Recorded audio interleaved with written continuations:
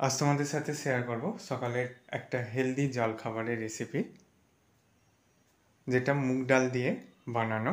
এটাকে মুগ ডালের চিল্লা, আমরা যেটাকে সহজ ভাষায় গোলা রুটি বলে থাকি।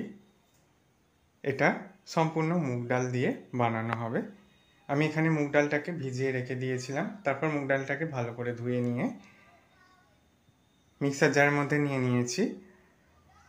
তার সাথে একটা কাঁচা লঙ্কা, হাফ ইঞ্চি আদা, টক দই, স্বাদমতো লবণ আর অল্প একটু জল দিয়ে এটা একটা পেস্ট তৈরি করে নিয়েছি। এই মিশ্রণটাকে একটা পাত্রের মধ্যে নিয়ে নিয়েছি। এবার ওভেনে কড়াই বসিয়ে দিয়ে দিয়েছি 1 চামচ সরিষার তেল।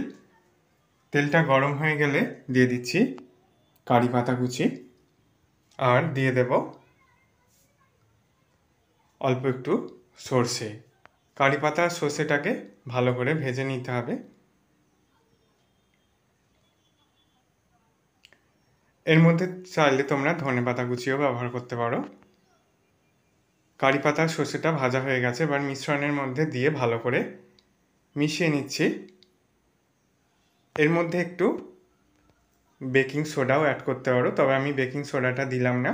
ব্যাটারটা রেডি হয়ে গেছে। ওভেনে তাওয়া বসিয়ে একটু তেল ব্রাশ করে নিয়েছি। এবার 1 হাতা ব্যাটার দিয়ে ভালো করে চাড়িয়ে দিয়ে ঠিক যেভাবে আমরা গোলা রুটি করে থাকি সেইভাবেই এটাকে তৈরি করে নিচ্ছি। সকালের জলখাবারে